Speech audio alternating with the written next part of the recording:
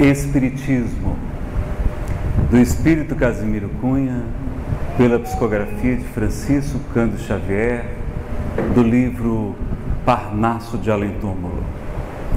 Espiritismo é uma luz gloriosa, divina e forte, que clareia toda a vida e ilumina além da morte. É uma fonte generosa, de compreensão compassiva, derramando em toda parte o conforto da água viva. É o templo da caridade, em que a virtude oficia, e onde a bênção da bondade é flor de eterna alegria. É árvore verde e farta nos caminhos da esperança, toda aberta em flor e fruto de verdade e de bonança. É a claridade bendita do bem que aniquila o mal. É o chamamento sublime da vida espiritual. Se buscas o Espiritismo, norteia-te em sua luz. O Espiritismo é uma escola e o mestre amado é Jesus.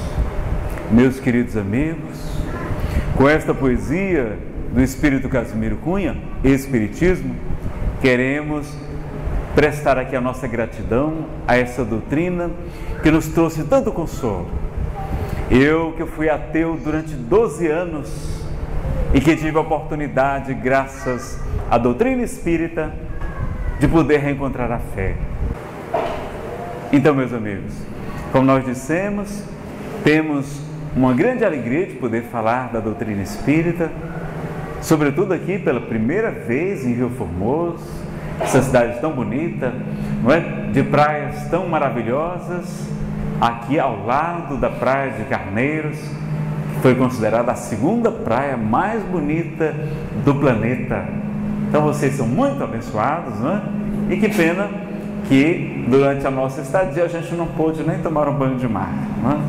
Mas temos a alegria de estar com os amigos, estivemos em Garanhuns esses dias e queremos então aqui hoje, né, trazer uma pequena reflexão a respeito do tema a reencarnação e Jesus.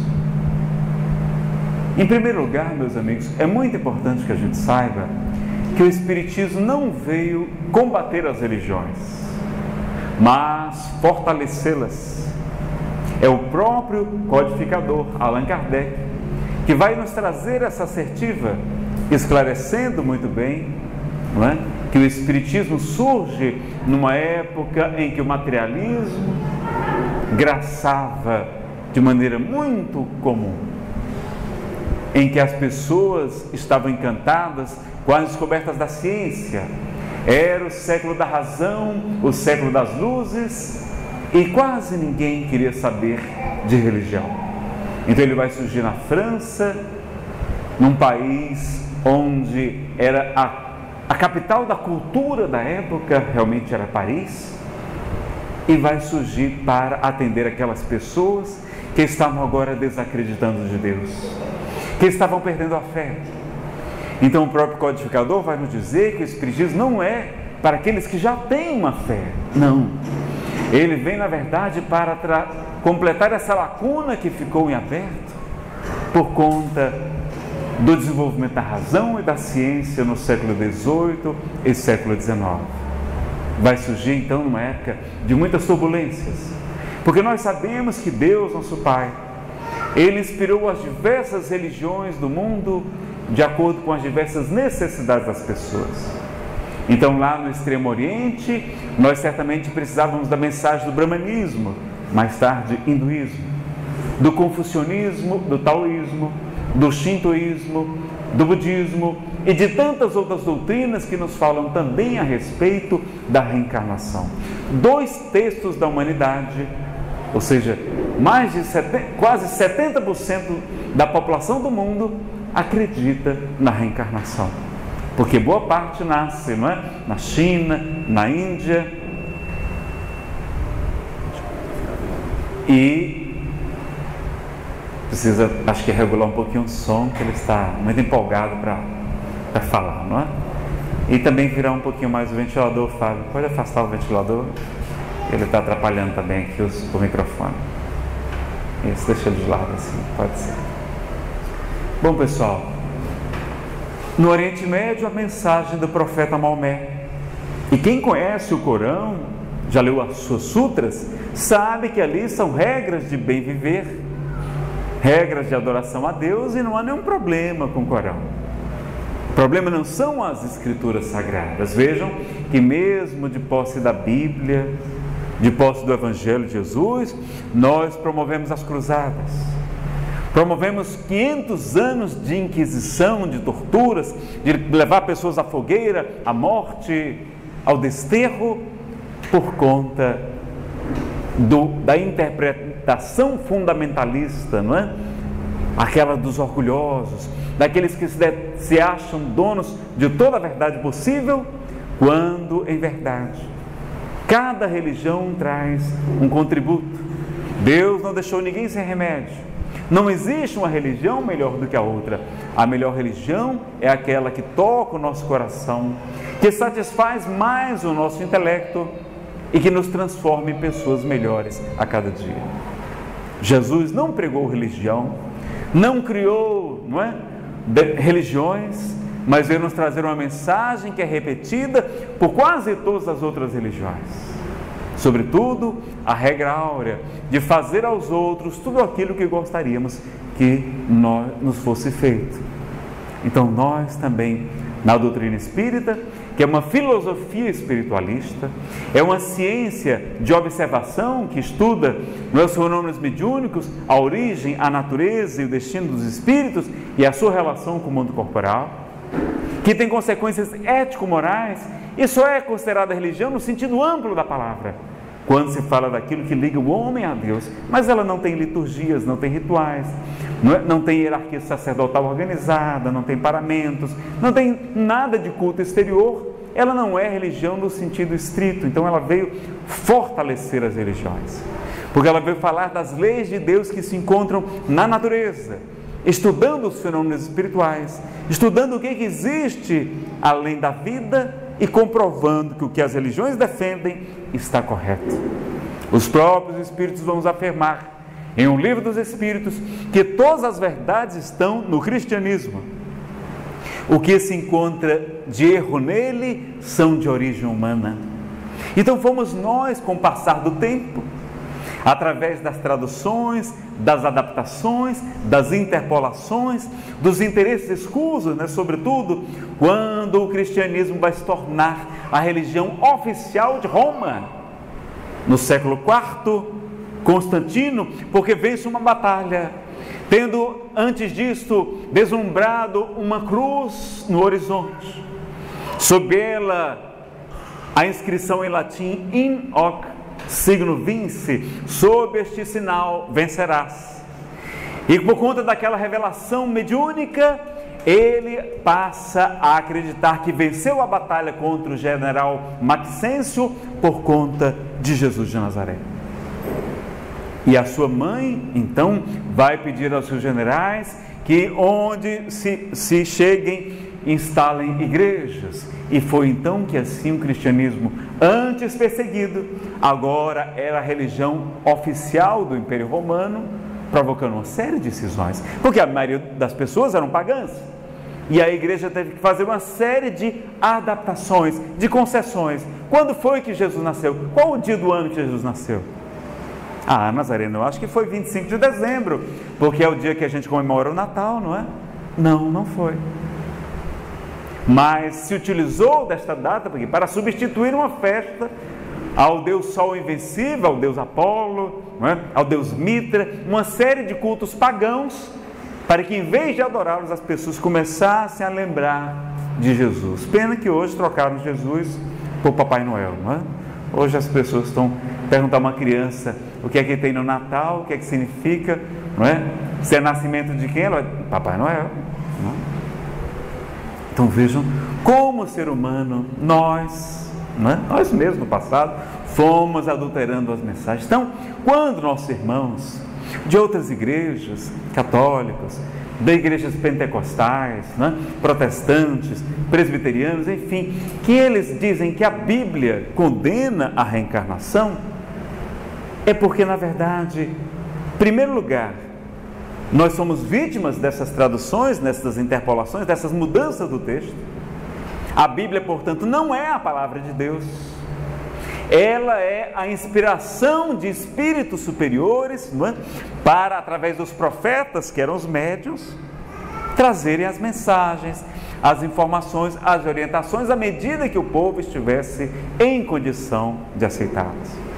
Na época de Moisés, 1450 anos antes de Jesus, tinha que ser uma lei dura, uma lei firme. Então o Deus da época apresentava uma lei de olho por olho, dente por dente. Amai os vossos amigos e odiai os vossos inimigos. Mas passado quase 2000 anos, vem Jesus e apresenta uma nova regra. Tanto que em várias passagens ele vai dizer: ouviste o que foi dito, eu, porém, vos digo. Então ele vai dizer: amai os vossos inimigos, orai por aqueles que vos perseguem, vos caluniam, fazei o bem àqueles que vos odeiam, porque se amardes somente os vossos amigos, que recompensa tereis? E começou a modificar, a aperfeiçoar, alterando a lei de Moisés, porque havia muitas coisas que eram do conteúdo do próprio legislador Moisés, como ser humano, colocou na Torá, como é natural. E Jesus então veio retificar, corrigir, tanto que disseram que ele estava destruindo a lei de Moisés. E ele tem que vir a público dizer: eu não vim destruir a lei, mas dar-lhe cumprimento ou complemento, como algumas traduções trazem. Então vejam que ele vai ter que fazer um discurso adaptado à região, à cultura, ao local onde ele nasceu, mas a sua mensagem era, sem dúvida alguma, universal. E mesmo assim, não foi inteiramente compreendida em sua época. Passados 18 séculos, nós temos uma nova revelação, que a doutrina espírita vem nos lembrar de tudo que Jesus nos havia dito e nos ensinar ainda muito mais coisas. Então o Espiritismo ele é muito parecido com o catolicismo, sendo que em vez de anjo, a gente fala espírito puro ou espírito superior. Em vez de demônio, a gente fala de espíritos atrasados. Porque para nós, Deus não criou, filhos com privilégios e outros condenados ao eterno sofrimento, ao inferno eterno. Não. Deus para nós é perfeito, soberanamente justo e bom. E como Jesus nos apresentou, é um Deus Pai. Então, qual o pai que cria um filho e que para condená-lo eternamente ao inferno? Não. Era figuras de linguagem, era a linguagem que era muito pobre. Eles falavam de fogo eterno ou geena, porque a geena era aquele local. Naquele tempo antigo, meus amigos, na época de Jesus, não havia sistema de coleta de lixo. Então como é que as pessoas faziam com lixo? Elas jogavam do lado de fora do muro da cidade, e lá tinha um local onde eles ateavam fogo. Naquele tempo tinha isqueiro? Não tinha isqueiro. Tinha qualquer coisa, palito de fósforo? Também não tinha. Então era para acender o fogo, era com as pedras, não é? Com muita dificuldade. Então era um fogo que estava sempre aceso, não podia apagar, porque se apagasse, dava um maior trabalho para acender de novo. Então era um fogo inapagável, ou que nunca estava apagado. Então quando se fala do fogo eterno, era uma alusão que eles faziam a essa geena, que era a figura que os judeus tinham então da região de sofrimento, mas não quer dizer que ele seja eterno.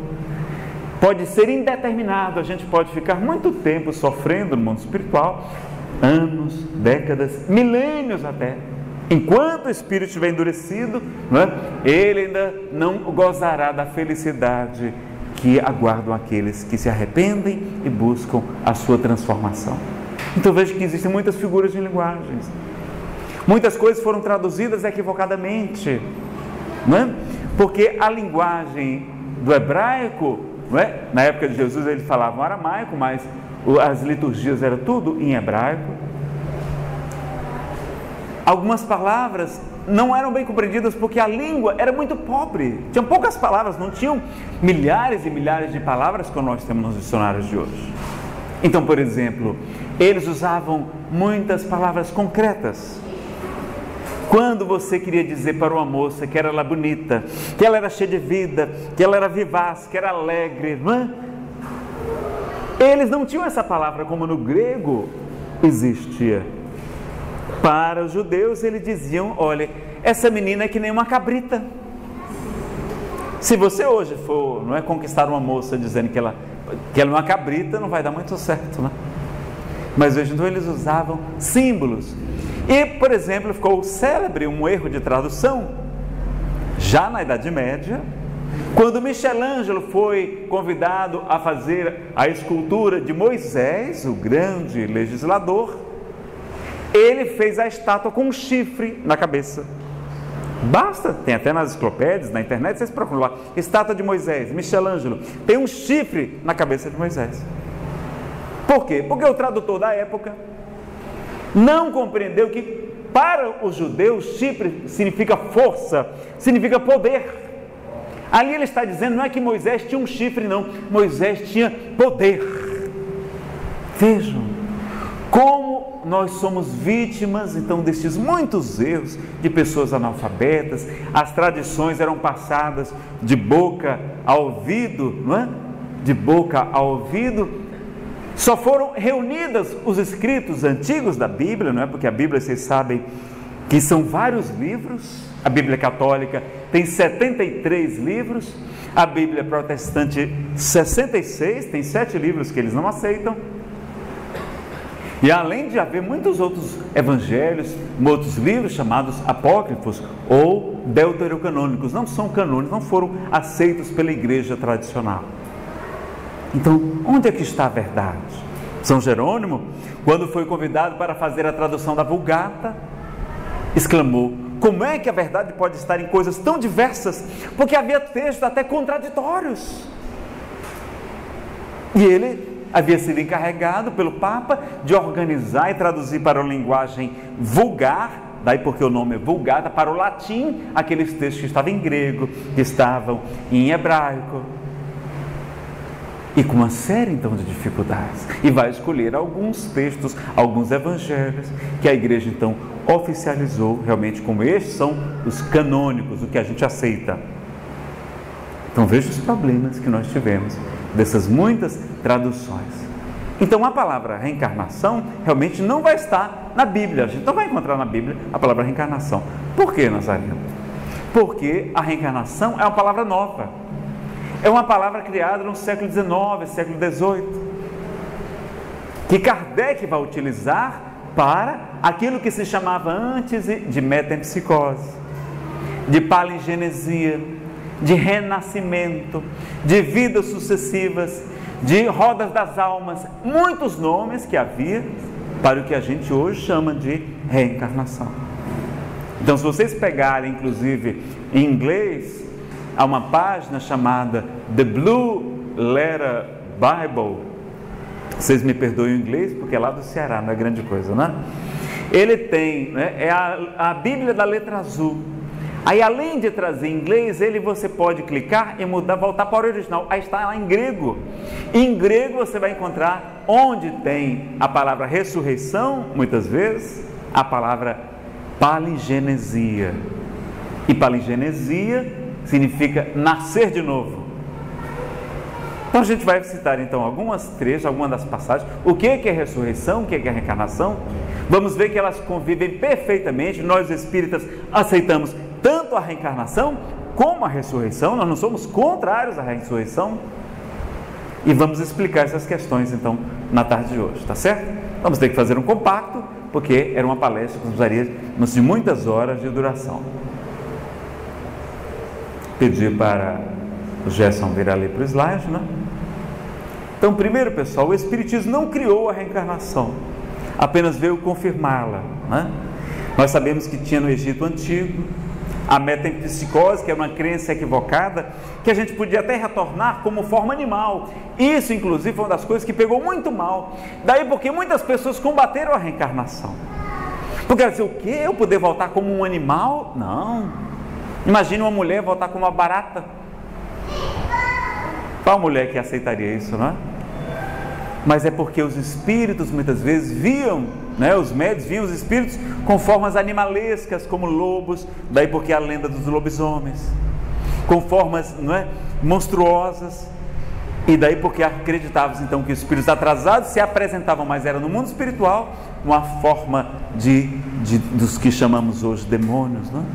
Que nada mais são do que as vítimas nossas do passado, são espíritos maus, endurecidos, e muitas vezes que nós prejudicamos no passado, né? Então, há muito do porquê da reencarnação não ter sido aceita foi o quê? Foi a crítica de dizer, não, eu não aceito voltar como animal. E é verdade, o Espiritismo concorda que isso não é possível, que o espírito jamais retrograda, né?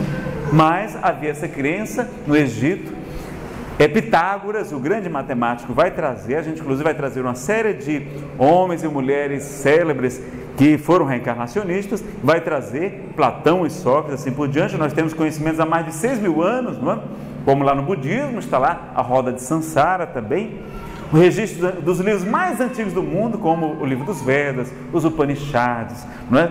O Mahabharata também, não é? Há 5.000 anos, falando já do renascimento, não da reencarnação, mas do renascimento, que é exatamente a mesma coisa.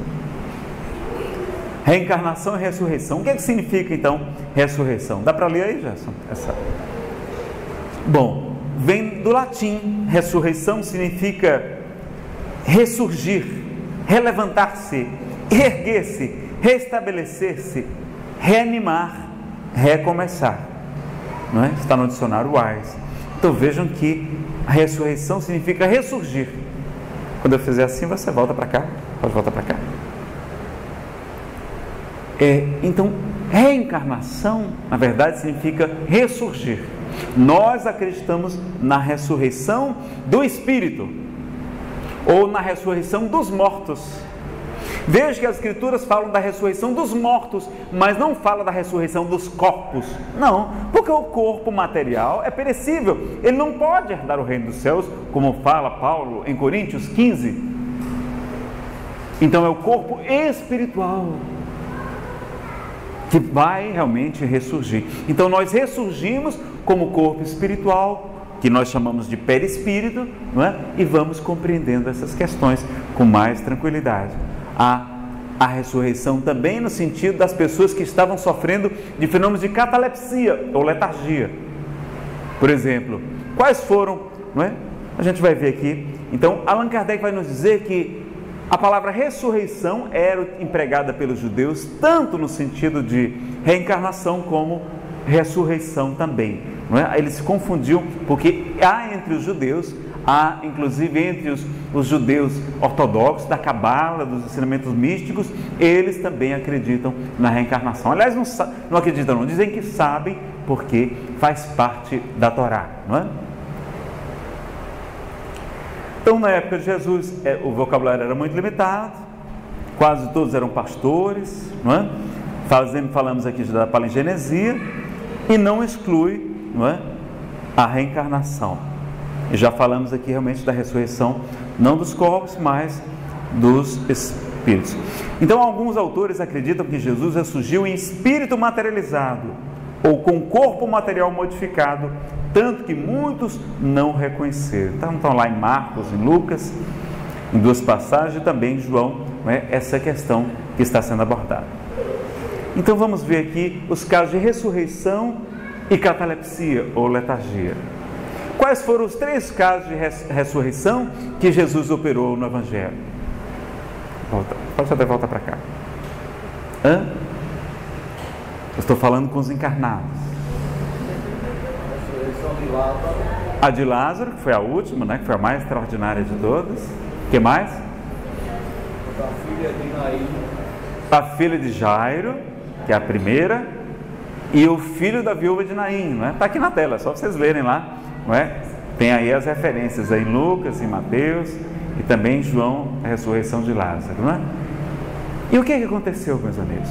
Em primeiro lugar, Jesus não passou com a gente muitos anos. Dizem que ele morreu no ano 33 e hoje os historiadores têm plena certeza que ele nasceu entre o ano 7 e o ano 5 antes da era cristã. Então Jesus desencarnou com 39 anos, mais ou menos, né? Ele nasceu mais ou menos no ano -6. Então ele ficou 39 anos conosco. Será que morreram só 3 pessoas? Por que ele não ressuscitou outras pessoas, mas somente 3? Por que ele não ressuscitou João Batista, que era seu primo? Que ele dizia que ali era mais do que um profeta, que entre os nascidos de mulher, que era como aqueles, Jesus se referia também àqueles que ainda precisam reencarnar. Jesus não precisava reencarnar, Jesus já é um espírito puro, reencarnou em missão aqui para nós, encarnou em missão, né? Mas vai dizer que entre os nascidos de mulher, João Batista é o maior. Por que ele não ressuscitou João Batista, que era o seu primo? Por quê? Porque ali, aqueles 3 fenômenos foram fenômenos de catalepsia. Então, por exemplo, e ele mesmo vai dizer isso, de morte aparente. Primeiro caso, da filha de Jairo. Quando Jairo chama Jesus para curar sua filha, que estava à beira da morte, quando eles chegam na casa, a menina já estava morta. Já havia os tocadores de flautas, como era comum entre os judeus. Todo mundo já, não é? Ali celebrando naquele ritual diferente do nosso, não é? O velório da menina. E quando Jesus chega, o que é que ele diz? A menina não está morta, mas sim dormindo. Ou seja, ele fala que era uma morte aparente. E riram-se dele. Quando ele entra, vê a menina deitada, com aparência de morta. Isso a medicina estuda, diz que até as extremidades do corpo já começam a apodrecer por falta de irrigação sanguínea, né? O metabolismo reduz muito, é um fenômeno anímico e mediúnico também, como sofreu Ivone Pereira várias vezes, inclusive aos 29 dias de vida, e foi velada durante 6 horas, quando até que sua mãe roga a Maria de Nazaré que trouxesse de volta a sua filha, porque ela sabia que ela não estava morta. E como de um espanto, a menina chora aos 29 dias de vida e continua então com a gente por muito tempo. Então é um fenômeno até comum na medicina. E naquele tempo que não tinha estetoscópio, que não tinha eletrocefalograma, não tinha nada, como é que as pessoas sabiam que tinha morrido ou não? Então era muito difícil detectar a morte. Então, do mesmo modo que o urso polar hiberna, do que, não é, as tartarugas, enfim, tem um metabolismo que se reduz muito quando necessário, também na catalepsia a pessoa aparenta estar morta, mas não está morta, está num fenômeno de quase morte. Então Jesus fala: Talita cum, menina, eu te ordeno, levanta-te. E ela se levanta, para surpresa de todos. O segundo caso é o filho da viúva de Naim. Nesta passagem, os evangelhos que nós temos não trazem nenhuma referência à catalepsia, não é? Essencialmente, os textos que nós temos não trazem. Mas na de Lázaro, o que acontece? Vem mensageiros de Betânia dizer que Lázaro está muito enfermo e que as suas irmãs estão chamando para ajudá-lo, para Jesus curá-lo, e Jesus não vai. Os apóstolos até acham estranho, porque ele era amigo de Lázaro, de Maria, de Marta. Mas quando passam alguns dias, ele vai dizer: nosso amigo Lázaro dorme, mas me vou para despertá-lo. Está assim em todas as Bíblias que não foram adulteradas. Nosso amigo Lázaro dorme. Por isso até que alguns acreditam que a gente fica dormindo depois da desencarnação, por conta dessa interpretação da fala de Jesus. Mas era um fenômeno de catalepsia, não é? Eu trabalho até hoje, meu pai também trabalha nos Jesus. Por que a gente ficaria na ociosidade, né? Não, vamos ficar trabalhando sempre, porque o trabalho dignifica o homem, é terapêutico até do ponto de vista da psicologia. E aí Jesus fala isso, os apóstolos não entendem, e ele não ia explicar para pescadores, pessoas simples, o que era um fenômeno raríssimo, não é, da medicina, que eles jamais tinham ouvido falar. Ele vai dizer: Lázaro está morto, vamos. E eles vão até lá. Quando chegam, pede para afastar a pedra e diz: Lázaro, vem para fora. E para a surpresa de todos, Lázaro ressurge, não é? E estava ainda todo enfaixado e até trazia mau cheiro. O mau cheiro pode ser provocado pela própria catalepsia, porque os membros já vão se apodrecendo. Ou alguns vão dizer que eram muito comuns doenças de pele na época, e as faixas podem ter agravado o mau cheiro, ou porque aquela sepultura, não é? Que era uma rocha, já tinha sido utilizado por outros cadáveres também, não é? Mas foi um grande momento para que as pessoas pudessem levar a sério Jesus, porque Ele não veio aqui, meus amigos, para curar corpos perecíveis, não, que hoje iriam ficar bom, mas amanhã vão adoecer de novo, e mais tarde vão desencarnar. Jesus veio trazer uma mensagem, mas que para que pudessem crer que Ele era o Messias, então Ele vai fazer esses grandes prodígios, esses milagres, não é? Que a gente estuda no livro de Allan Kardec, a Gênese, as profecias dos milagres de Jesus, para compreender melhor essas questões. São fenômenos que podem ser explicados.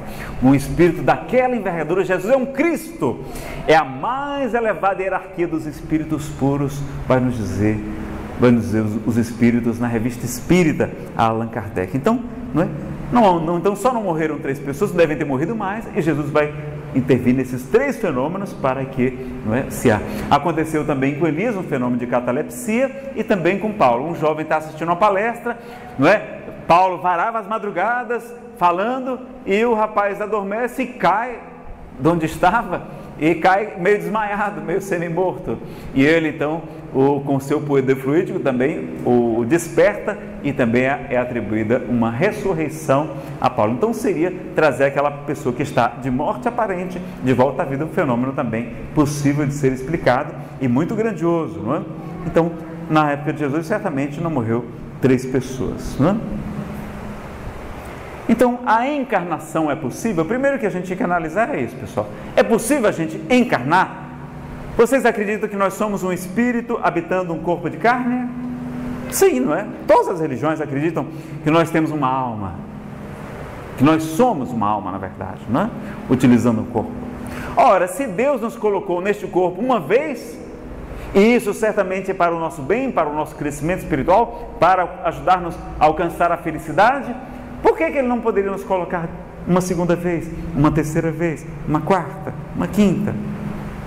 Quando Jesus nos convida, sede perfeitos, assim como nosso Pai Celestial é perfeito, como é que a gente vai dar conta de ser perfeito em uma única encarnação? É muito difícil, pessoal, a gente se melhorar, não é? A gente faz aquele esforço danado, a gente lê as Escrituras, a gente se esforça, a gente tenta fazer a reforma íntima, faz o autoconhecimento, mas vê as dificuldades. Será que Jesus então mentiu ou deu uma ordem que a gente não vai conseguir cumprir? Vamos cumprir sim, todos nós, porque Ele nos fala que é da vontade do meu Pai que nenhuma das suas ovelhas se perca. Então, Ele nos fala, sede perfeitos, assim como nosso Pai. Até nessa passagem está comprovando a reencarnação, porque numa única existência a gente não consegue ser como Francisco de Assis, como Madre Teresa, não é? Como Irmã Dulce, como Francisco, o Sol de Assis. A gente não dá conta em uma única vida, e ainda assim eles não eram perfeitos, ainda não eram espíritos puros, eram espíritos avançados, mas perfeitos como Jesus ainda estavam muito distantes. Então, a gente precisa também, porque a natureza não dá saltos, não é? Nazarene, por que pouca gente estuda? Por que não se aceita a reencarnação? É porque a maioria das pessoas não quer reencarnar. A gente tem medo da morte, mas a gente não aprendeu a amar a vida ainda. A gente está aqui, não é? Passando, morrendo de morrer, mas se disser, você quer voltar? A pessoa, não quero não. Imagine ainda mais voltar numa condição diferente, sem ter certeza do nosso amanhã. Então as pessoas não querem, em regra, voltar. Então, quem não estuda o assunto, aí vai dizer que a Bíblia condena a reencarnação, ou que Jesus condena a reencarnação. Não.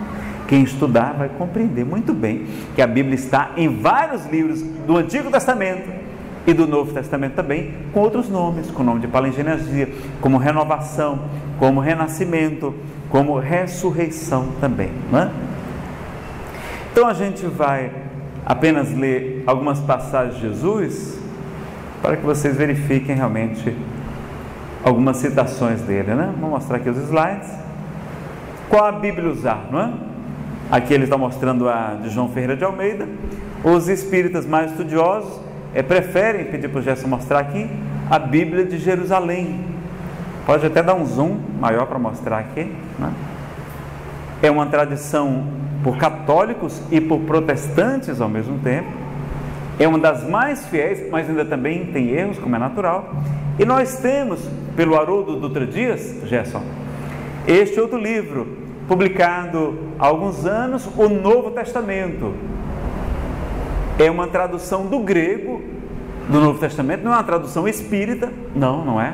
É uma tradução literária, onde ele vai trazer várias opções e vai falar das expressões idiomáticas da cultura judaica. Então vocês podem procurar também, não é, o Novo Testamento de Haroldo Dutra Dias. Há católicos, há protestantes, há muitas pessoas estudando, porque é uma tradução mais isenta, porque não é nem espírita, nem católica, nem protestante, não. É literária, é baseada então nas traduções. Então a gente vai ver aqui da questão das reencarnações. Muitos rabinos então acreditam na reencarnação, como a gente vai ver no livro As Rodas da Alma, do rabino Philip Berg, não é? Que ele chamava de Gilgun Neshamot, ou seja, roda das almas, justamente como a roda de Sansara dos budistas. E olha como é que ele fala aqui das muitas gerações, que eu acho que eu vou ter que avançar por conta do tempo. Essa aqui eu vou também. Olha, uma questão só que o nosso querido professor Severino Celestino, na hora que vocês encontram muito material, vai falar desse Salmo 19, versículo 8. Olha como é que ficou, quanta diferença de tradução. E em hebraico transliterado, não é? Feito de trás para frente, pode ser traduzido como: o ensinamento de Deus é perfeito, faz o espírito voltar. Essa é a tradução correta. Mas olha como é que ele vai encontrar em várias Bíblias, há várias traduções diferentes: o testemunho de Deus é verdadeiro, transforma o simples em sábio. Não, o mais correto seria: faz o espírito voltar. Mas algumas traduções então têm equívocos, são tendenciosas, não é? E quando perguntam a Jesus, há citações na Bíblia de Jesus falando de reencarnação? Vamos ver. Porque os judeus acreditavam na reencarnação na época de Jesus. E chegando Jesus às partes de Cesareia de Filipe, interrogou os seus discípulos dizendo: quem dizem o homem ser o filho do homem? O que estão falando de mim? E eles disseram: uns João o Batista, outros Elias e outros Jeremias, ou um dos profetas que ressurgiu. Veja então que eles acreditavam na reencarnação, né? Enquanto que Jesus vai perguntar: e vós, quem dizeis que eu sou? E Simão Pedro respondendo disse: tu és o Cristo, o Filho do Deus vivo. Então vejam que de fato Jesus não era nenhum daqueles profetas, mas se eles perguntaram, é porque eles acreditavam que era possível um dos profetas reencarnar. Tinha gente tão atrapalhada que achou até que ele era João Batista, porque era contemporâneo de Jesus, não era 6 meses mais velho que Jesus, era primo dele. Mas para ser Jeremias, ele tinha que ser reencarnado. Para ser Elias, ele tinha que estar reencarnado no novo corpo, porque as pessoas viram Jesus pequeno, nascendo, não é? Sendo consagrado no templo em Jerusalém. Ou um dos outros profetas, porque veja, mas Elias não morreu. Então vai lá que Elias não morreu. Mas viram Elias morrer velho. E como é que Jesus nasce? Nasce jovem. Vamos ver mais. Vamos ver um pouquinho mais. E passando Jesus, viu um cego de nascença. E os seus discípulos lhe perguntaram, dizendo: Rabi, mestre, quem pecou, este ou seus pais, para que nascesse cego? Jesus respondeu: nem ele pecou, nem seus pais, mas foi assim para que se manifestem nele as obras de Deus. Então vejam que eles, além de acreditar na reencarnação, quando acreditam que Jesus é um dos profetas que ressurgiu, que reencarnou, que ressuscitou, eles também acreditavam que era possível os pais, ou seja, os ascendentes, os avós, os bisavós, cometerem um erro e reencarnarem como neto, como bisneto. Então perguntam àquele cego de nascença: olha, qual foi o pecado? Porque como é que aquela pessoa nasceu cega? Cego de nascença. Que Deus justo, esse perfeito? Eu fui ateu por causa disso, porque eu não acreditava. Mas como é que Deus não faz nada? Como é que Deus permite tantas injustiças, tanta corrupção, tantas guerras, tantas crianças morrendo de fome na Etiópia, à época? Como é que há crianças cegas, crianças paralíticas? Não é Deus que nos castiga, nós é que prejudicamos o nosso corpo físico, muitas vezes pelo suicídio, por outras ações também, lesamos então esse nosso corpo espiritual e quando reencarnamos, trazemos essas sequelas. Daí porque Jesus também falou, não é? Se tua mão é motivo de escândalo, arranca e lança para longe de ti, porque é preferível entrar na vida, ou seja, reencarnar sem a mão, do que ter o teu corpo e teu espírito condenados. Se teu olho é motivo de escândalo, arranca-o e lança para longe de ti, porque é preferível entrar na vida, ou seja, reencarnar cego, do que ter o teu espírito condenado. Vejam como tudo que ele está falando tem a ver com reencarnação. Então, até o renascimento com lesões, então na verdade não era o neto nem o bisneto que estava pagando, como havia lá no Antigo Testamento, eu castigarei este povo até a 3ª ou 4ª geração. Não é até, a melhor tradução é na 3ª ou 4ª geração, porque o filho não pode pagar por um erro do pai, do avô, mas se for avô ou bisavô reencarnado como bisneto, como neto, aí sim ele vai estar colhendo, como fala Gálatas, Paulo em Gálatas, de Deus não se zomba, tudo que o homem semear, certamente colherá. Vamos ver mais alguma. E há também então um momento em que ele vai dizer, e eis que lhe apareceram Moisés e Elias falando com eles, foi no Monte Tabor, não é? Na transfiguração. E descendo eles do monte, ordenou-lhe Jesus, a ninguém conteis a visão, até que o Filho do Homem ressuscite dentre os mortos. Mas os discípulos interrogaram, por que dizem, pois, os escribas, ser necessário que Elias venha primeiro? Né? Então vamos voltar aqui e fazer um comentário. Bom, primeiro que nessa comunicação no Monte Tabor, Jesus mostra que é possível se comunicar com os espíritos.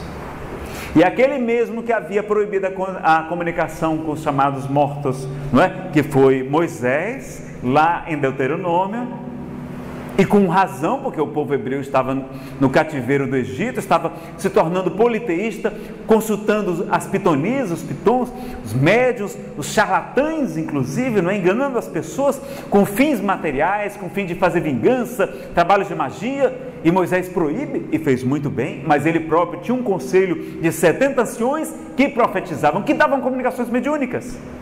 Está lá no livro de Números. E há um momento em que 2 deles, Eldá e Medá, estão profetizando no campo, onde não era permitido, eles só profetizavam no tabernáculo. E Josué, filho de Num, vem ter com Moisés e vem dizer, Senhor, repreende a Eldá e Medá, porque eles estão profetizando no campo, onde não é permitido. E qual a resposta de Moisés? Quisera eu que todo Israel profetizasse como eles, mostrando que a mediunidade, se for usada santamente para o bem, ela é benéfica, porque o próprio Moisés era médium, ele não viu a sarça ardente no deserto e dali escutou a voz de Yahvé convidando para libertar o seu povo. Então vejam que há também, não é, a possibilidade da comunicação, mas ela é muito complicada, tem que ser em locais adequados, pessoas preparadas, e há gente que usa a mediunidade para o mal. Então o Espiritismo também é contra a utilização da mediunidade para fins ignóbeis, para fins equivocados.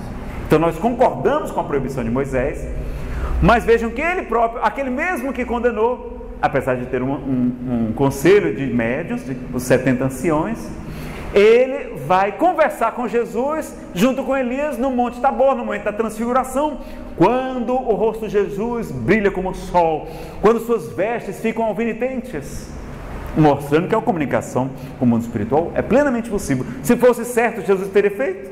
Não, Jesus teria dito, olha, não vamos fazer isso não, pessoal. Quando os apóstolos perguntaram, estão dizendo que tu és Elias, tu és Jeremias, o que é que ele diz? Não, pessoal, isso é bobagem, é impossível o homem reencarnar. Ele disse isso? Não. E ele jamais se calou diante do erro.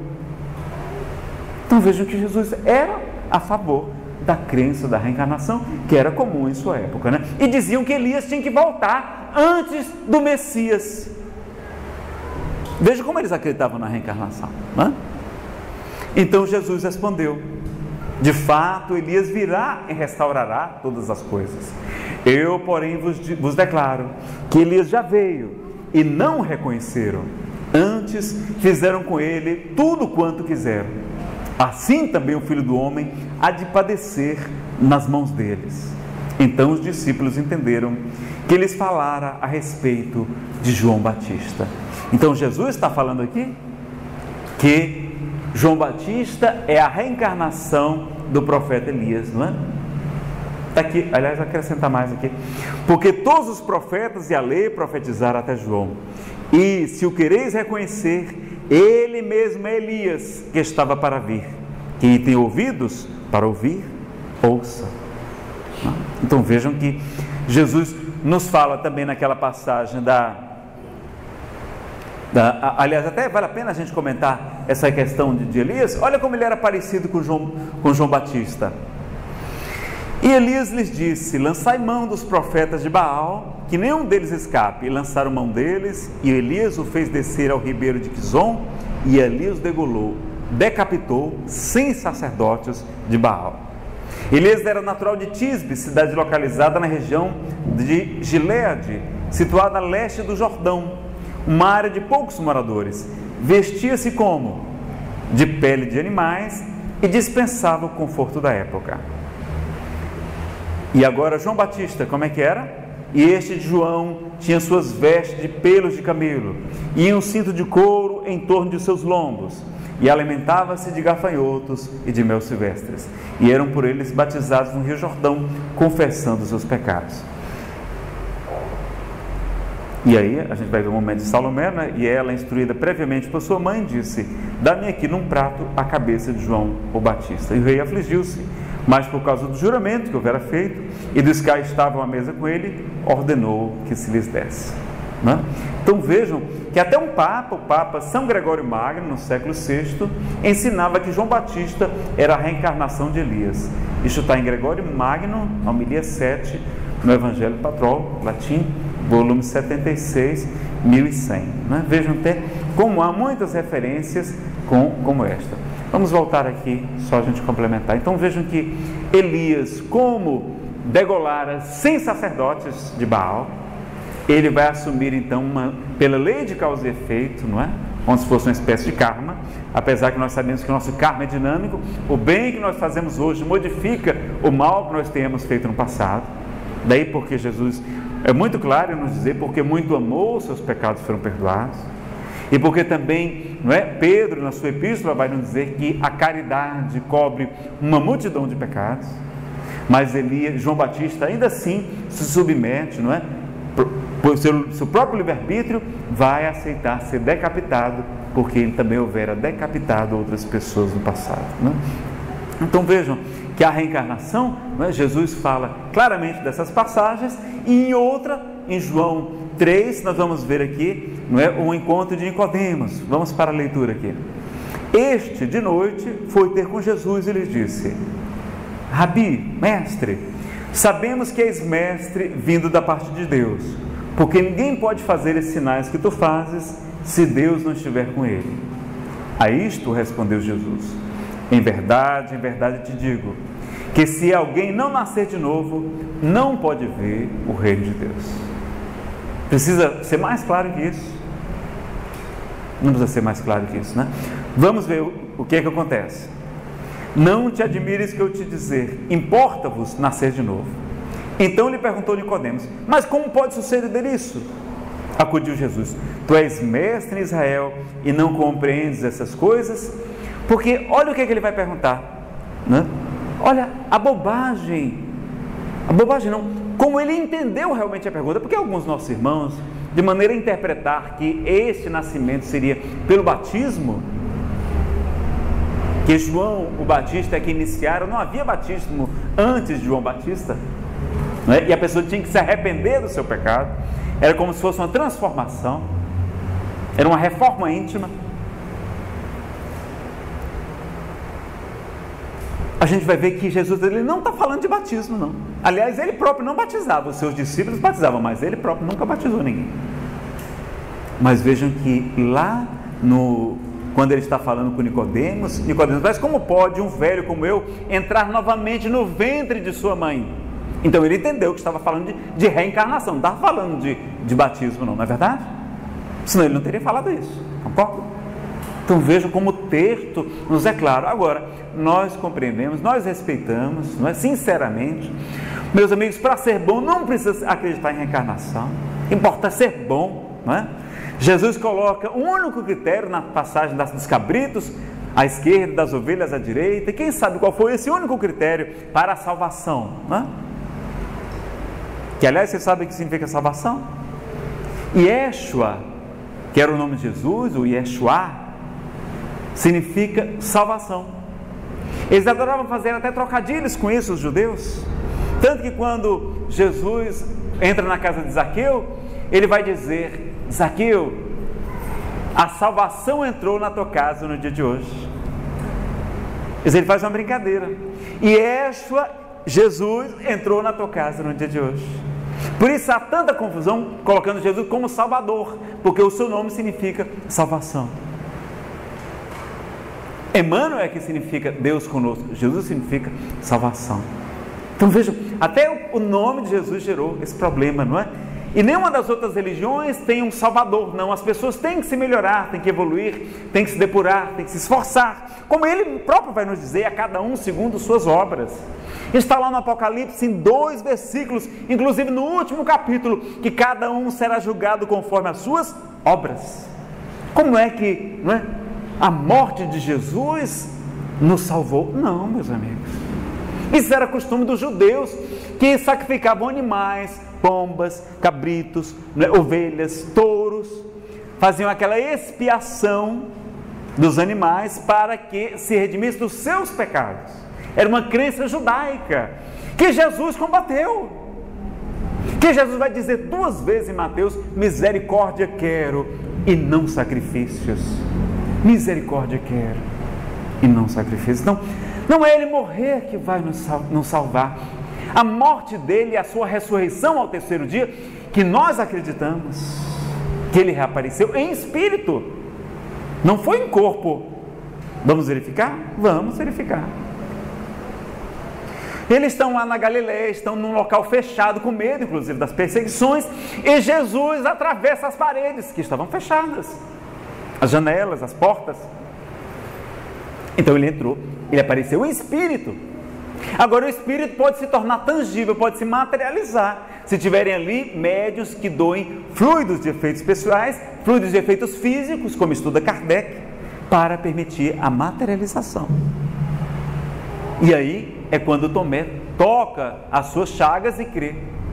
E aí Jesus vai dizer: Tomé, tu creste porque viste, mas bem-aventurados são aqueles que sem ver também puderam crer.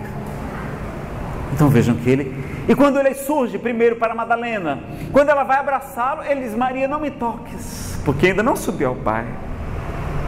Ele não estava materializado, ela não podia abraçá-lo.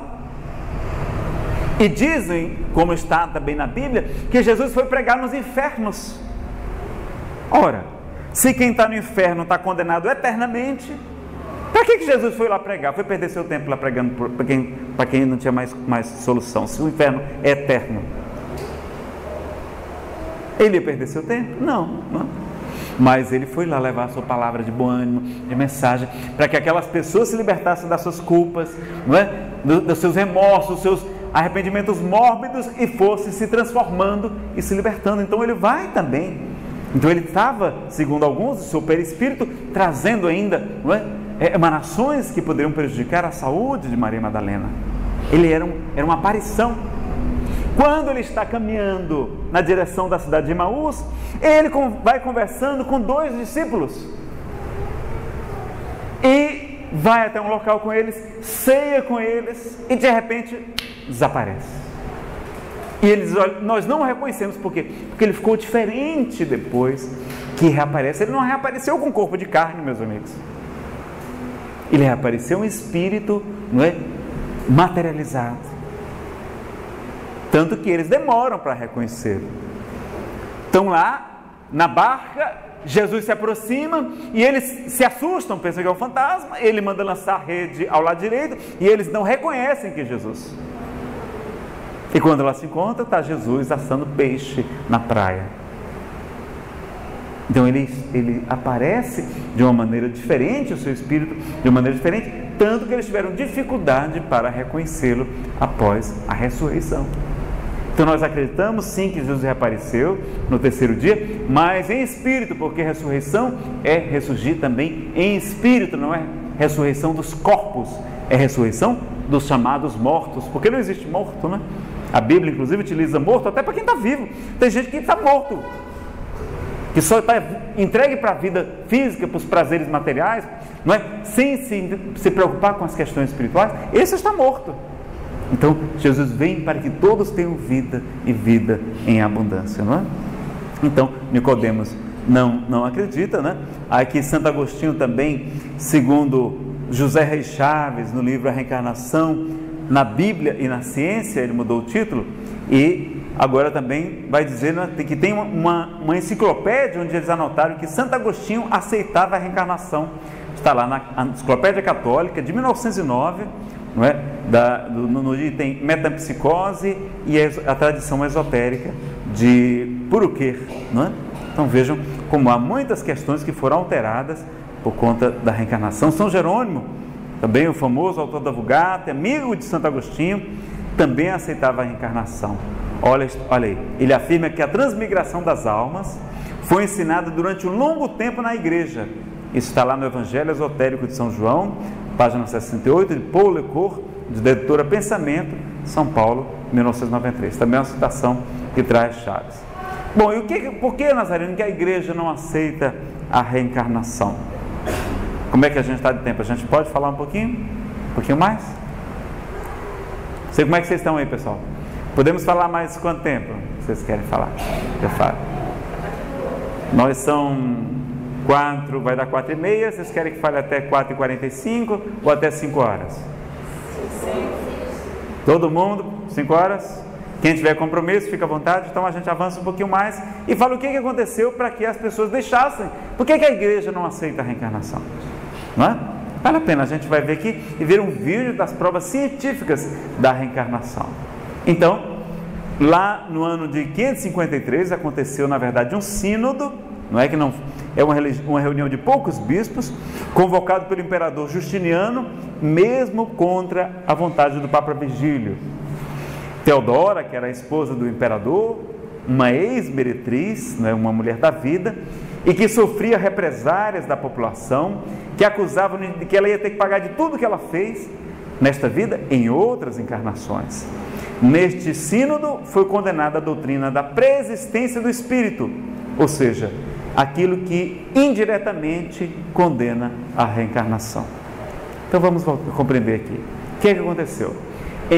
Entre os anos 552 e 558 depois de Cristo, porque o cristianismo primitivo aceitava a reencarnação, mas nessa época havia essa dúvida, essa discussão toda também, e quando o Império Romano estava dividindo entre o Império Romano do Ocidente, capital Roma, Império Romano do Oriente, capital Constantinopla, o imperador Justiniano casou-se, encantou-se com a mulher de um bordel, de uma meretriz, uma meretriz, Teodora, uma mulher belíssima, mas que o povo achou aquilo um absurdo, que a antiga meretriz agora se tornasse imperatriz. E ela ou mandou matar, ou mandou prender em conventos, há duas versões da história, cerca de 550 prostitutas que viviam em sua época na cidade. E o povo ficou muito revoltado. Mas ela é prostituta e não aceita que as outras sejam? E aí, ela era ameaçada pelo povo. Como ela dirigiu uma represália, uma revolta chamada Revolta de Nica, onde ela mandou os generais ordenarem um ataque e ceifarem a morte de 30 mil pessoas. E as pessoas acusavam Teodora de que ela iria reencarnar, iria pagar por tudo que ela tinha feito. E ela vai pedir ao seu marido. E vocês sabem, não é, que os maridos, diz José Raul Teixeira, são a coisa mais boba que Deus colocou na alface da terra, não é? Ela pede para que ele condene a reencarnação com uma doutrina herética. Só que ele não podia, porque ele não era o Papa, não era o bispo de Roma, que não existia Papa. O Papa foi o bispo de Roma que foi se tornando mais importante, não é? Por causa do Império Romano, e que acabou tendo supremacia pelos outros.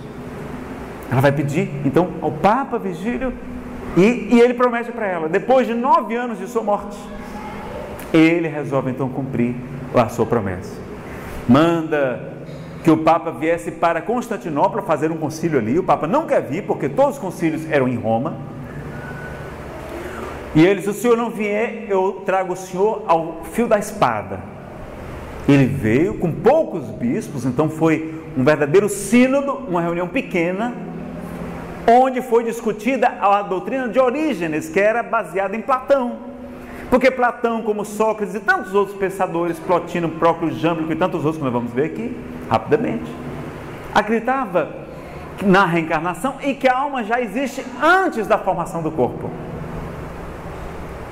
E a doutrina de Orígenes tinha outras questões também, e eles então combateram e votaram, contrariamente, sob a ameaça do imperador, que a doutrina da pré-existência da alma era um erro, era uma heresia.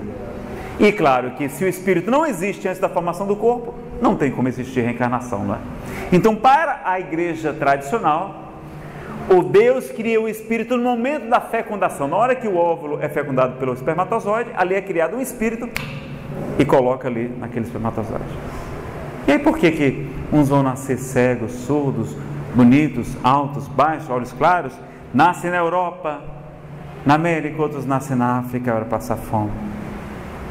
Será que é assim mesmo?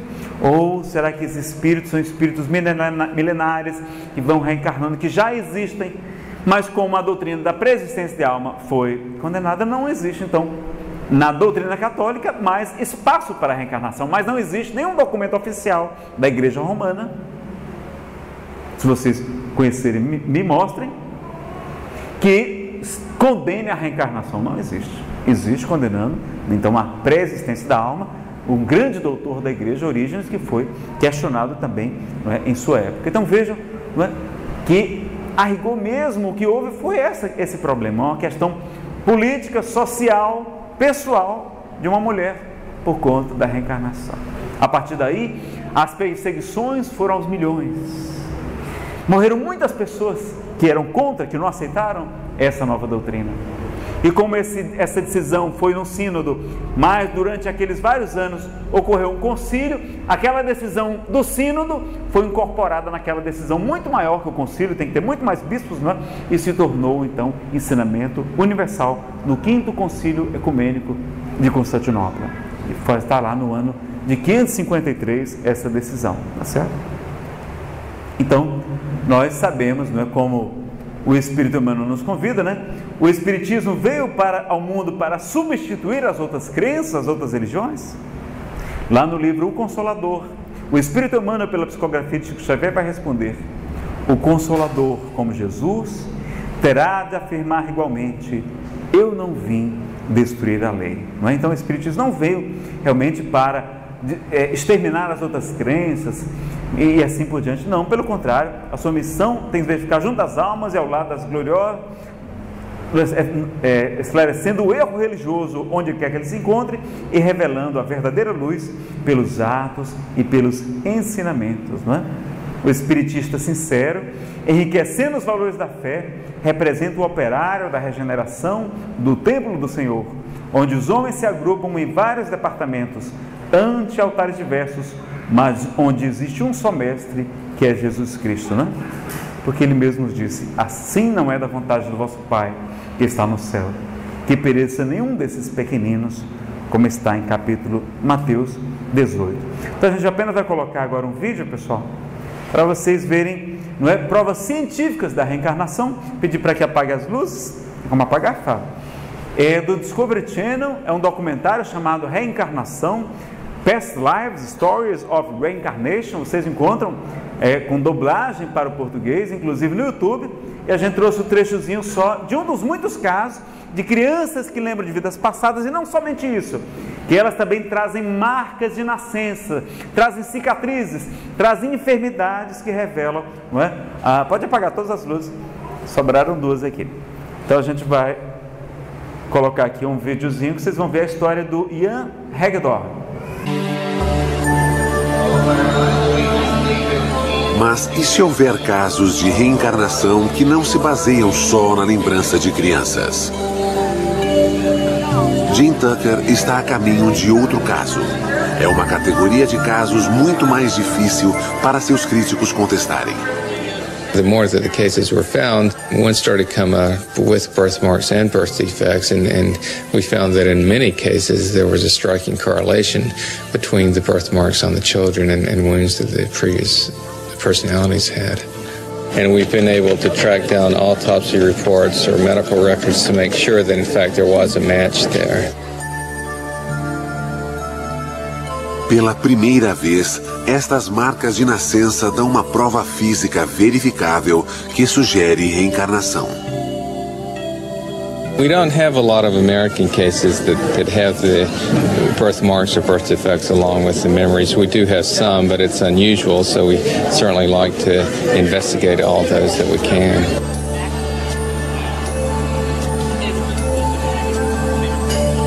Jim está prestes a visitar um desses casos. Ele está indo para a Flórida para ver um menino que diz ter sido um policial em Nova York morto em um tiroteio.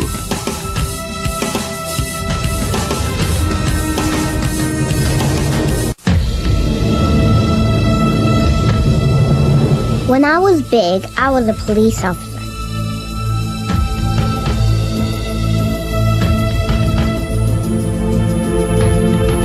I walked into a store one night. There were bad guys, too.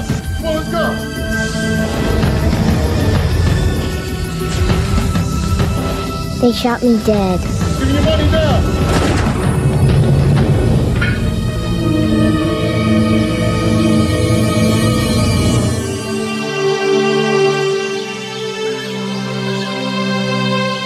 Pensacola, a casa de Maria Hagdorn. Ela tem 2 filhos, Mia, de 2 anos, e Ian, de 5 anos. Ian está muito doente. What kind of dress do you like to wear, Mia? Seu filho sofre de uma rara doença do coração. Quando se esforça demais, fica sem ar e desmaia. Idas ao cardiologista são frequentes. A observação é obrigatória. Ian sofreu 6 cirurgias antes de fazer 4 anos. He was a big, healthy 8.5-pound baby, and they took him off. They said to take a bath, give him a bath, and they never came back. Over an hour went by, so I sent my husband off to find the baby, and he came back quite a bit later with 2 doctors, and they were all crying, very visibly shaken, which I knew that the news was not good. Disseram que Ian não sobreviveria um dia. Só uma cirurgia de emergência o salvaria. 6 horas após nascer, Ian sofreu uma grande cirurgia. Ian had underdevelopment of the pulmonary valve, which is the artery right here we see in this drawing. And that caused the right side of his heart not to develop as well. And what that leads to is a lack of oxygen in his blood. So it's a condition where he is essentially suffocating because not enough oxygen is delivered to the brain and to the rest of the body.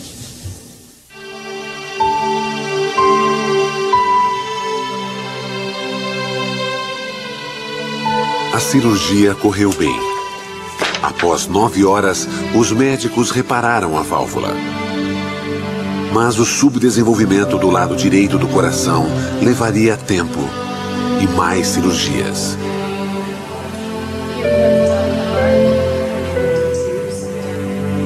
A vida de Ian ainda corre risco.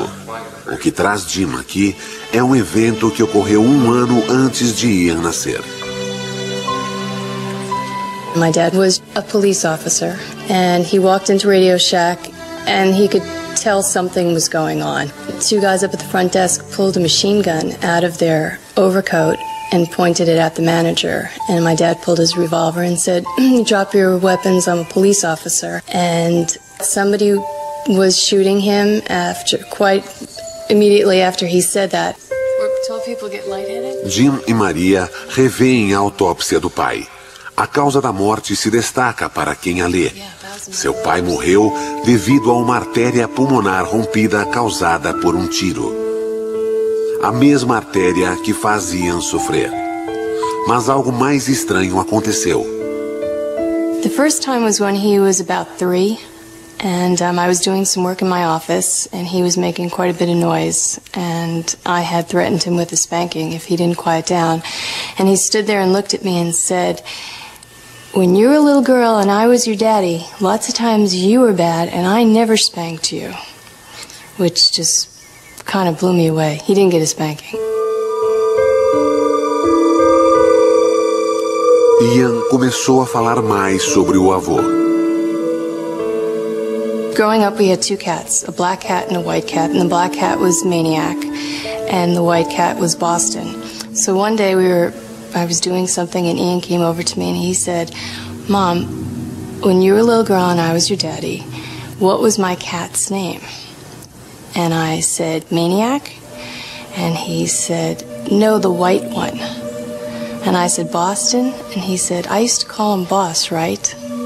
So he knew the color of the cats, and he knew the nickname that only my dad used to call Boston.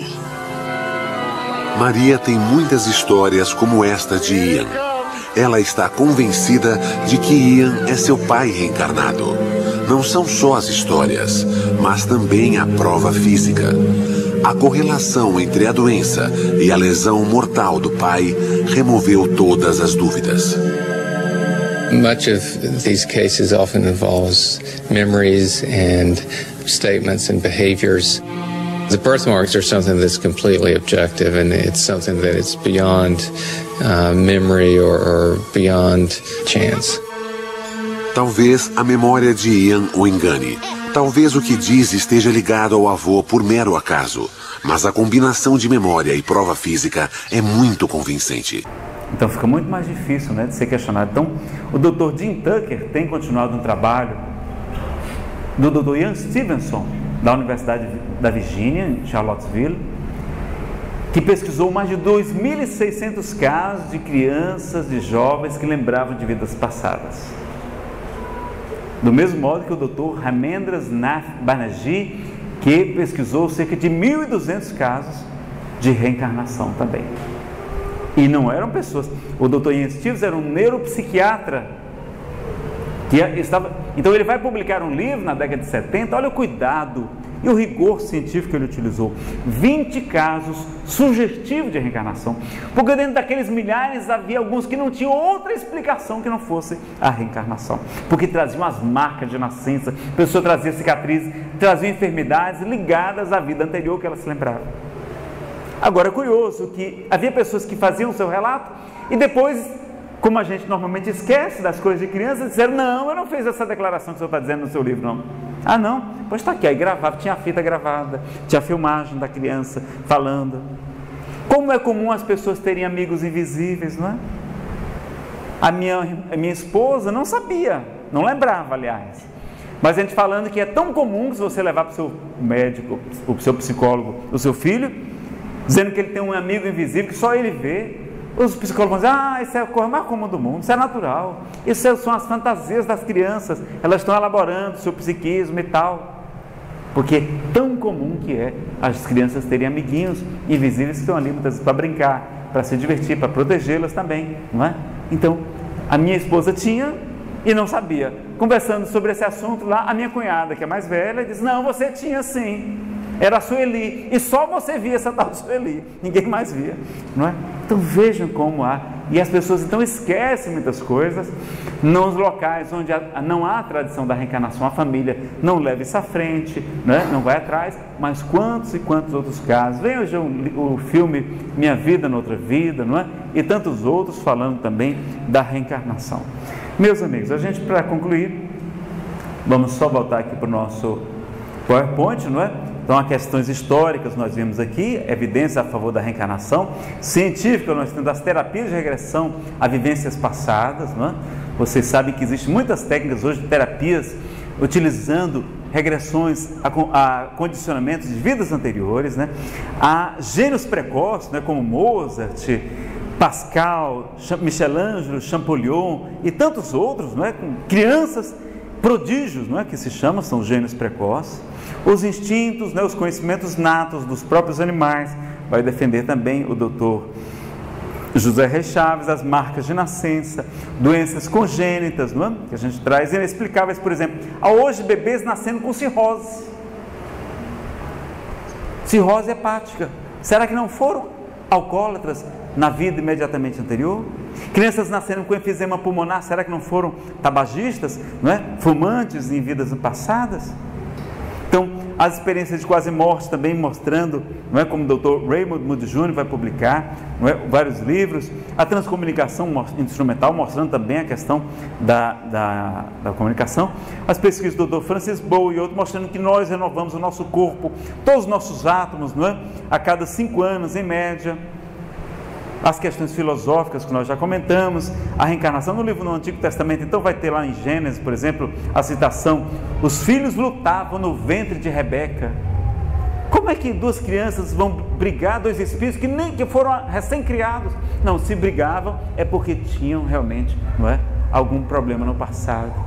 Está lá também a citação em Jeremias 1,15: antes que te formasse no teu ventre, te conheci, não é? Estou mostrando como o Espírito já existia antes de ser formado no ventre. Então o Espírito já existia antes. É bíblico isso, não é? Em Efésios, lá Paulo vai nos dizer como também nos elegeu nele antes da formação do mundo, para que fôssemos santos e irrepreensíveis diante dele em amor, não é? Há muitas outras passagens também, não é? Por exemplo, com João Batista, está lá em Lucas dizendo que virá no espírito e poder de Elias, para converter o coração dos pais aos filhos, mostrando que era realmente João Batista, né? E outras questões que a gente vai ter falado aqui, não vai dar tempo de a gente abordar todos, né? Agora, críticas à reencarnação, para a gente concluir.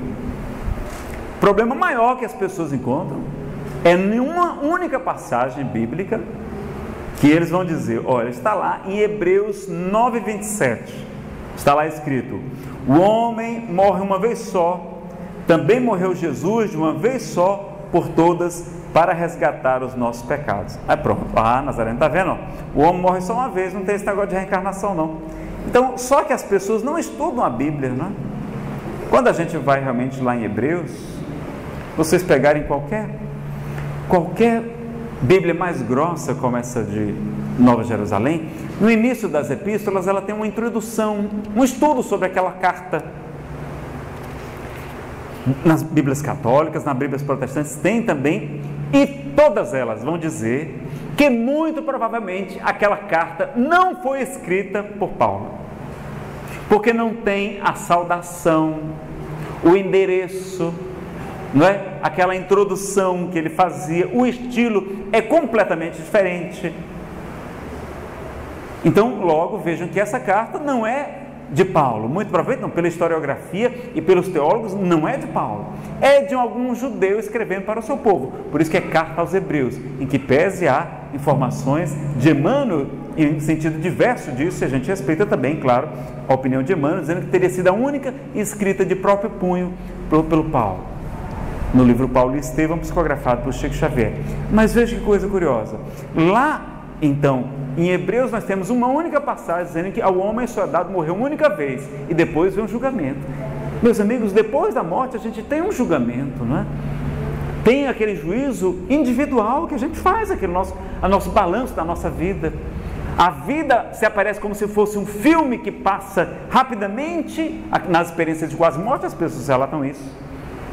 E nós então fazemos aquele juízo. E há os juízos gerais, não é? Esse juízo de tempos em tempos em que há essa separação dos cabritos, das ovelhas, do joio, do trigo. E qual foi o único critério que Jesus estabeleceu? Vamos lá, rápido.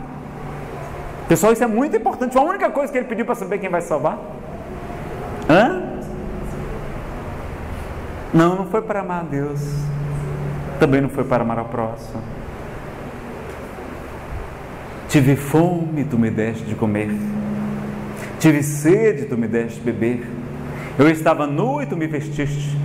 Eu estive preso ou enfermo e tu foste me visitar. Eu estava peregrino, sem abrigo e tu me hospedaste. Jesus faz da caridade o único critério para a salvação. Neste momento em que a Terra passa por esta transição planetária, vai haver realmente uma separação dos cabritos das ovelhas, de espíritos que emigrarão aqui desse mundo, que irão para outros planos, outras dimensões, onde haverá choro e ranger de dentes. Jesus não estava mentindo. Mas vejam que ele vai dizer: bem-aventurados os brandos e pacíficos, porque eles herdarão a terra. Ou seja, o mundo não vai ser destruído, a terra vai continuar prosseguindo, vai se tornando um mundo cada vez mais melhor, mais feliz. E vejam então que o único critério que ele estabelece é a caridade. E por isso Allan Kardec vai dizer que é fora da caridade que não há salvação, não é fora da igreja X, Y, Z, não precisa passar por rituais, por iniciações místicas, não. O importante é combatermos o vício mais radical, que é o egoísmo, uma questão 913 do Livro dos Espíritos. Então pronto, já está bem facinho, já valeu a pena ter ficado até mais tarde, não é? Já vamos poder ir para casa feliz, porque está fácil então encontrar a salvação, porque basta ser bom. A pessoa pode ser ateu, pode ser católico, protestante, espírita, budista, não precisa ter rótulo religioso, mas precisa ser bom, fazer o bem.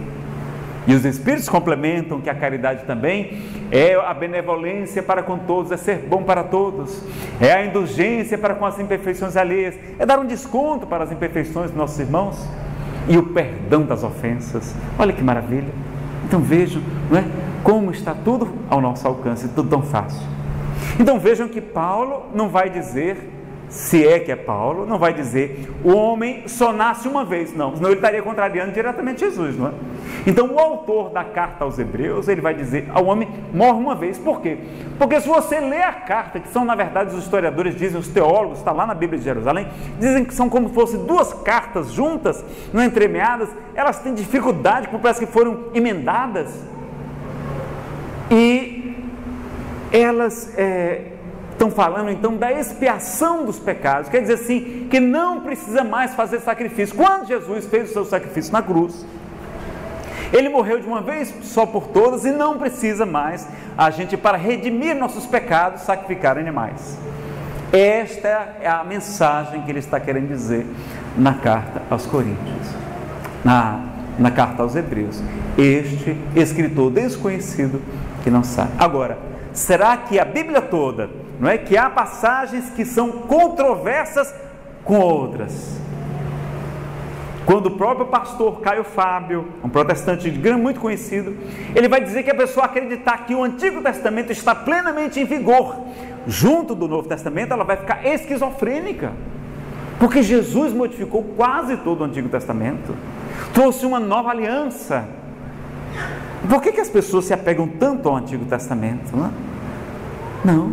Então, o Novo Testamento, a gente compreender, saber que ali são interpretações de um povo judeu, de um povo simples, que não tinha muitas palavras, altamente simbólicas, que precisa de um estudo mais aprofundado, com mais carinho. Mas o mais importante é a caridade, como o próprio Paulo vai nos dizer, que não adiantava nada, não é? Ainda que ele falasse a língua dos homens, a língua dos anjos, se não tivesse amor, se não tivesse a caridade, de nada adiantaria. Tivesse o corpo para ser queimado, desse todos os seus bens aos pobres, não é? Se soubesse todos os mistérios, enfim, se ele não tivesse amor, de nada adiantaria. Então o importante realmente é a caridade. Então será que dessas muitas passagens, será que não tem umas que são mais importantes ou mais valiosas que outras? Temos sim. Para nós e para Allan Kardec, o ensinamento moral de Jesus é aquilo que tem de mais importante na Bíblia. Então, Jesus falou diretamente e claramente, várias vezes, como nós vimos aqui, a respeito da reencarnação.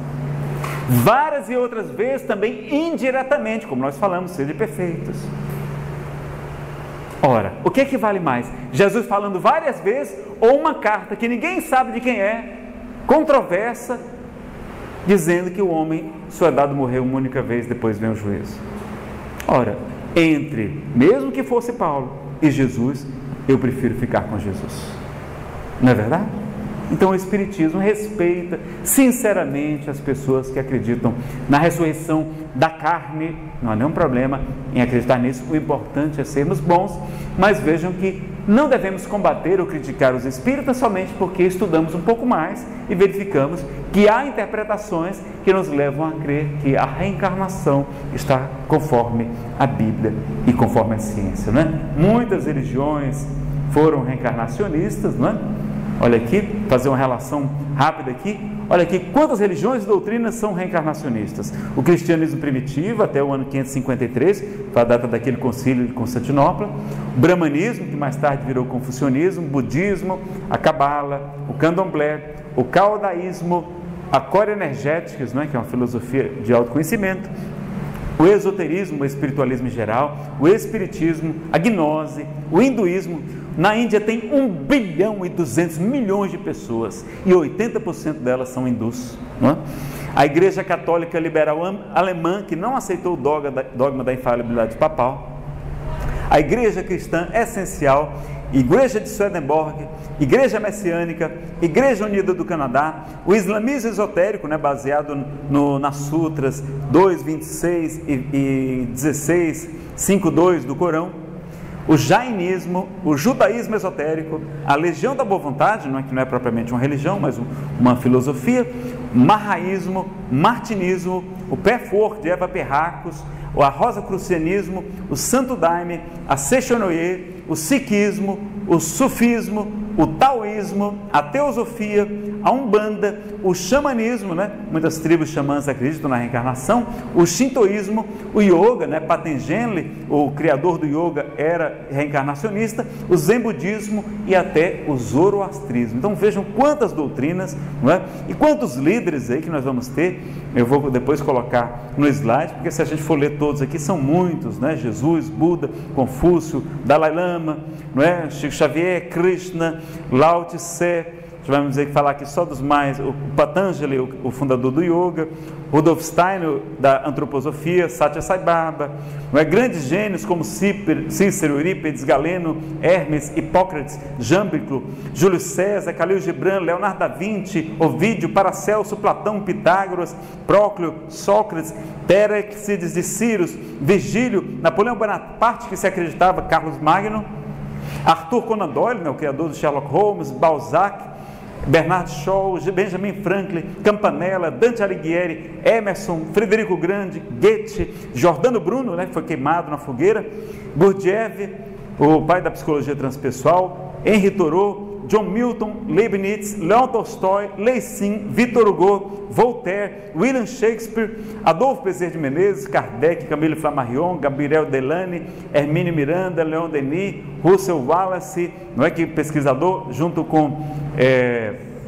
Charles Darwin descobriu a teoria da evolução das espécies, William Crookes, o cientista francês, pesquisadores famosos, aí tem muitos, a gente não vai ler porque são muitos, mas o Ian Stevenson, não é, que nós comentamos, ele já desencarnou, o Dr. Albert de Rochat, na França, Brian Weiss, Bruce Woodberg, Stanislas Grof, Armando Neto Banerjee, Hernani Guimarães Andrade, aqui no Brasil, que publicou o livro Reencarnação no Brasil, Joel Wilton, Ken Wilber, Maurice Netterton, um dos criadores da terapia de regressão a vidas passadas, Raymond Moody Jr., Roger Wooger, Rosier, Rutger Dolker, Thor Deflesen, Edith Fiore, Elizabeth Kluber-Ross, Ellen Waumbach, que ela fez regressões em milhares de pessoas e publicou os seus estudos, né? Alexandre Dumas, Erickson, Eva Perracos, John Perracos, não é? Ken Wilber, Paul Lecoq, Patrick Drouot, também um parapsicólogo francês, escreveu um livro sobre reencarnação, Richard Wagner, Salvador Dalí, Schopenhauer, Thomas Edison, Trigueirinho, Walt Whitman, Henry Ford, não, o criador da Ford, e William James, o grande filósofo e psicólogo da Universidade de Harvard, né? Religiosos, nós temos Apollon de Tiana, o arcebispo Luiz, Ario, Cardel de Cusa, Cardel Messier, da Bélgica, Carlos Torres Pastorino, né? O escritor de Minutos de Sabedoria, que foi teólogo, foi católico, se tornou espírita, Dom Aldo Pagotto, ali, bispo de Sobral, Dom Messier, Dom Passavali, Monsieur Stanislau Orígenes, não é? Muitos acreditam ter sido reencarnacionistas, Papa Eugênio IV, Papa São Gregório, Pastor Joel, Goldsmith, Plotino, Rufino, Santo Agostinho, Santo Atanásio, São Boaventura, São Cirilo, São Clemente de Alexandria, São Jerônimo, São Justino, Sinésio, Vasiliev, o pastor Neemias Marien, não é? De Copacabana, no Rio de Janeiro, que desencarnou, deixando uma grande saudade, um grande legado. Ele, um dos maiores conhecedores de Bíblia do mundo, foi, inclusive, participou de programas de televisão sobre questionamentos na Bíblia, vai defender claramente que a Bíblia defende a reencarnação. Então, meus amigos, essa era a nossa contribuição para nós encerrarmos. Lembrar da poesia do Espírito Castro Alves, psicografado por Francisco Cândido Xavier, do livro Parnaso de Além Túmulo, da editora da Federação Espírita Brasileira. Há mistérios peregrinos, no mistério dos destinos, que nos mandam renascer.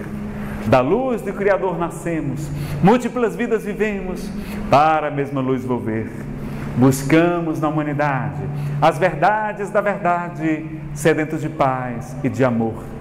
E em meio dos mortos-vivos, somos míseros cativos da iniquidade e da dor. É a luta eterna e bendita, em que o espírito se agita na trama da evolução. Oficina onde a alma presa forja a luz, forja a grandeza da sublime perfeição. É a gota d'água caindo no arbusto que vai subindo, pleno de seiva e verdor. O fragmento de estrume que se transforma em perfume na corola de uma flor. A flor que terna expirando cai ao solo fecundando o chão duro que produz, deixando um aroma leve na aragem que passa breve nas madrugadas de luz. É a rija bigorna, o malho, pelas fainas do trabalho, a enxada fazendo pão. O escopro dos escultores, transformando a pedra em flores, em carraras de eleição. É a dor que através dos anos, dos algozes dos tiranos, anjos puríssimos faz, transformando os neros rudes em arautos de virtudes, em mensageiros de paz.